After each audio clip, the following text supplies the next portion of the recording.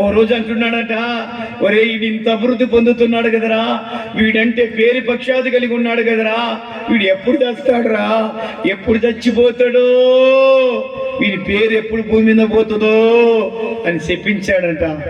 దేవుని కృపలో ఈయనలో ఉంది కనుక వల్లే చచ్చారు కదా, నేను దావలేదు. చప్పలు కొట్టాడు గట్టిగా, గట్టిగా చప్పలు కొట్టండి. హల్లెలూయా. 40 కీర్తన బైబిల్ 41వ కీర్తన, ఆ వాక్యాన్ని అట్ట పెట్టుకో. 41వ కీర్తన 5వ వచనం చదవండి. 5వ వచనం, అయితే నా శత్రువులు నా విషయమై చెడ్డ మాటలు మాట్లాడుతున్నారు, వాడు ఎప్పుడు చచ్చునో, ఎప్పుడు అని పేరు ఇక మీద భూమి మీద దావీదు అనే పేరు లేకుండగా వాడు దావీదు పురములో రాజ్య పరిపాలన చేస్తున్నాడనే మాట రాకూడదు, వాడు యుద్ధములో విజయం పొందినాడనే మాట రాకూడదు. తన పిల్లలు తన కుటుంబము ఎప్పుడు భూమి మీద మాసిపోతుందో, ఎప్పుడు వాడు చచ్చిపోతాడో అని ఎదురు చూశారు దావీదుని చూసి. దేవుని బిడ్డలారా, ఆయనను దూషించిన వాళ్ళు, ఆయన విమర్శించిన వాళ్ళు, శపించిన వాళ్ళు ఈ భూమి మీద లేకుండా వెళ్ళిపోయారు, కానీ ఆయన సావలేదు. అంచెలంచెలుగా ఎక్కలేనంత ఎత్తైన కొండపైకి ఎక్కించాడంట దేవుడు. హల్లెలూయా. గట్టిగా చెప్పండి అందరూ, హల్లెలూయా. ఎక్కలేనంత ఎత్తైన కొండపైకి ఎక్కించాడట. ఎట్లా ఎక్కించాడట? 2 సమూయేలు గ్రంథము 7వ అధ్యాయం చదువుతారమ్మా. 2 సమూయేలు గ్రంథం 7వ అధ్యాయము 1వ వచనం. 2 సమూయేలు గ్రంథం 7వ అధ్యాయం 1వ వచనం.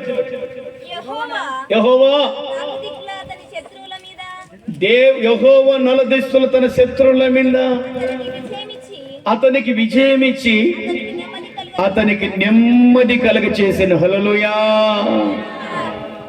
చేతులు గట్టిగా చెప్పండి, మరోసారి చెప్పండి గట్టిగా.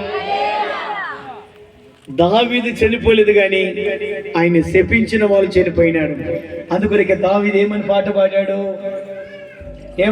పాడాడు? ప్రభువా నా సతీక్షవా, ఎక్కలేని ఎత్తైన కొండకు. ఇప్పుడు వాంచలేదా? కీబోర్డ్ వాంచలేదా? నిన్ను ఎక్కించవా, ఆపు కొడుతున్నా. ప్రభువా నా సతీక్షవా,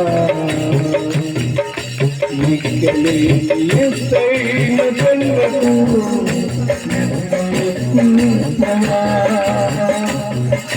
ప్రభువా నా సతీక్షవా, ఎక్కలేని ఎత్తైన కొండకు.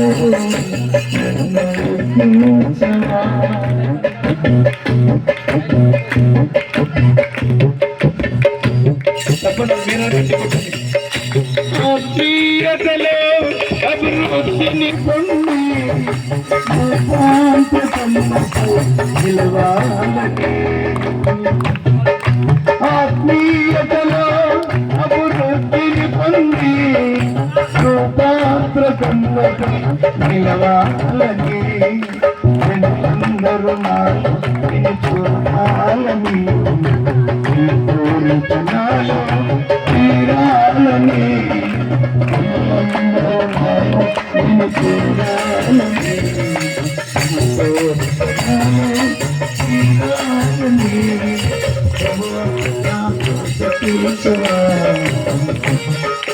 నిత్యలోని ఎత్తైన కొండకు ఎక్కించవా, ప్రభువా నా మాట తీర్చవా. తప్పని కొడతాం.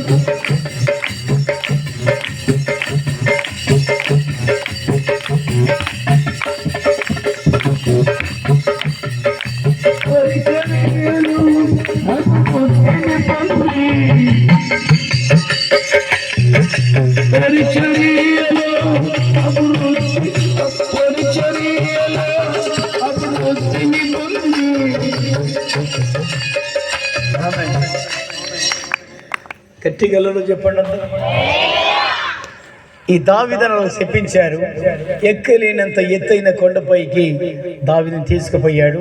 ఇప్పుడు సామెతల గ్రంథం 31వ అధ్యాయంలో జ్ఞానవంతురాలికి ఆమె జ్ఞానం కలిగి నోరు తెరిచి కృపగల ఉపదేశాన్ని బోధిస్తూ ఉందంట. తర్వాత అది 6వ లక్షణము, 7వ లక్షణం, 8వ లక్షణము చదువుదా. కిందనే చదువుదామా, కిందనే చదువుదాం.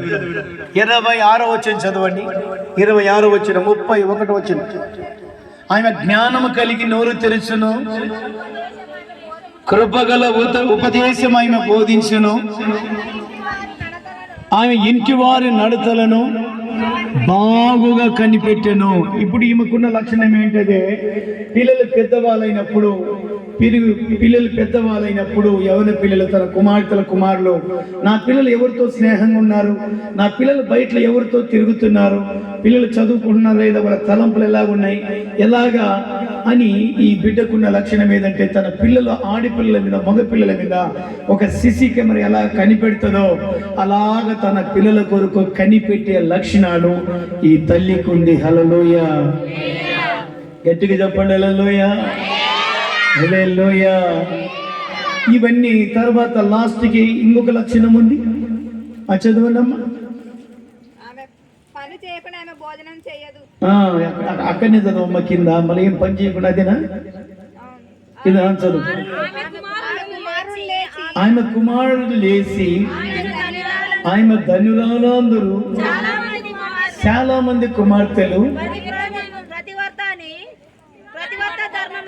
ఆమె బాగా జరగండి తల్లి, మెయిన్ సబ్జెక్ట్ అదే. పతివర్త ధర్మమును అనుసరించి చాలా మంది కుమార్తెలు ఉన్నారు. వాళ్ళకు మించిన పతివర్త ధర్మము నీలోన ఉంది. హల్లెలూయా, హల్లెలూయా. పతివర్తలు ఎవరు బయట చూడాలి. పతివర్తలు అంటే చాలా మంది చెప్పుకున్నారు పతివర్తలని. పతివర్తలని బైబిల్ చెప్తుంది. పతివర్తలు ఎవరంటే తల్లి గర్భములో పుట్టినది మొదలుకొని ఏ పురుషుని కూడకుండా కన్నికగా ఉంటుంది కదా, అమ్మాయిని పతివర్త అంటాడు దేవుడు. హల్లెలూయా, హల్లెలూయా. రెండవ దేవుడిని అంటాడంటే తల్లి గర్భంలో పుట్టిన మొదలుకొని ఏ పురుషుని ఎరగకుండా ఒకటే పురుషుడు కాపురం చేసి ఆయనతో గమ్యం ముగించి పిల్లల కన్నది పతివర్త. హల్లెలూయా, హల్లెలూయా. భర్తను మోసం చేసి, అన్నదమ్ముల మోసం చేసి, చాట్ల పాపాలు చేసి, అవరాలు చేసి, జాగ్రత్తలు చేసిన వాళ్ళని పతివర్తలు అన్నారు. తన జీవితాన్ని కాపాడుకొని ఇదిగో చచ్చిపోయేంత వరకు తన భర్త కొరకు నీతిగా జీవించి అతనితోనే పిల్లల కన్నవాలే పతివర్త స్త్రీలు. కన్యకలని తల్లి గర్భం పుట్టిన మొదలుకు ఎవరు ప్రేమించకుండా నీతిగా జీవించిన కన్యకలని పతివర్తలు అంటాడు దేవుడు. మొట్టమొదటి లక్షణం ఏమిటంటే గుణవత్తైన బిడ్డకి బతికిన కాలమంతా భర్తకి మేలు చేసే లక్షణం. రెండో లక్షణం చీకటి ఉండగానే ఇంటి వాళ్ళకి భోజనం సిద్ధపరిచే లక్షణం. మూడో లక్షణం నడుము కట్టుకొని పని చేసి చేపించే లక్షణం. మూడో లక్షణం. నాలుగో లక్షణం పేదవాళ్ళు ఎవరైనా దిక్కులేని వాళ్ళు, దళితులు ఎవరింటి పక్కల ఇరుగు పొరుగు ఊరికాడ ఎవరైనా ఉన్నా ధర్మం చేసే లక్షణము నాలుగో లక్షణం. ఐదో లక్షణం తన భర్త కట్టల మీద కూర్చొని నివసించాలయమా ఐదో లక్షణం. ఆరో లక్షణము జ్ఞానము కలిగి నోరు తెరిచి ఉపగల ఉపదేశాన్ని బోధించే లక్షణము ఆరో లక్షణం. ఏడో లక్షణము పిల్లల్ని కనిపెట్టుకుని మంచిగా పెంచుకునే లక్షణం ఏడో లక్షణం. ఎనిమిదో లక్షణం పతివర్త లక్షణం ఏమకున్నది. హల్లెలూయా, గట్టిగా చెప్పండి హల్లెలూయా, హల్లెలూయా.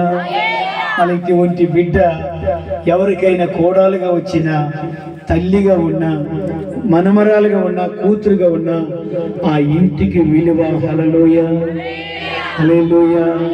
ఆ సంఘాన్ని కానీ, ఆ సేవకుడు కానీ, భర్త కానీ, మామ కానీ, అత్త కానీ, కుటుంబానికి విలువ అటువంటి వాళ్ళు దొరికింది.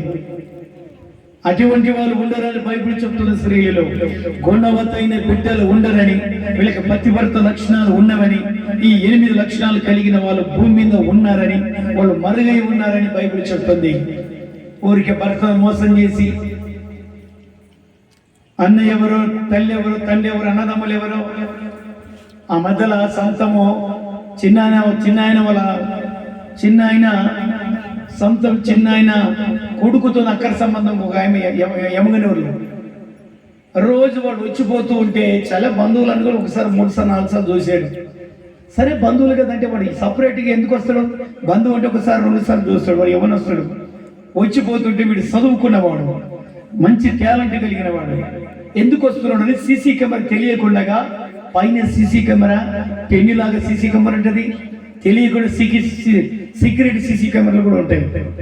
ఆ తెలివితో ఓ కెమెరా తీసుకొచ్చి వాకిలి కాడ పెట్టిపోయాడు. మరుసటి రోజు 2-3 రోజుల వారం తర్వాత రికార్డింగ్ చేసేది ఆ సీసీ కెమెరా. ఏ వారం ఎట్టు చేశాడు ఏం కథ అని ఊరుకు తీసుకొచ్చి ఆయన చేసిన రికార్డింగ్ చేసిన సీసీ కెమెరాని వాళ్ళ తల్లిదండ్రులు అక్కడ చూపించాడు. నీ చిన్నాయన కొడుకు, తోడబుట్టిన రక్త బంధువు,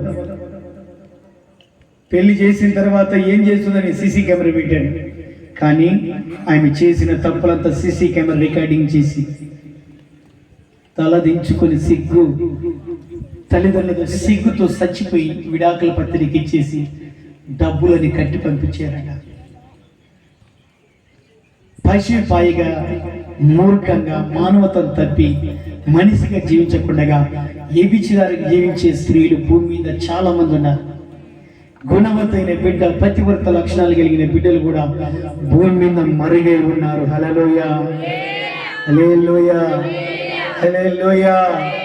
అందుకొరకే భూమి మీద అటువంటి నీతిమంతులు స్త్రీలు ఉన్నారు కనుక ఈ ప్రపంచం నిలబడి ఉన్నది.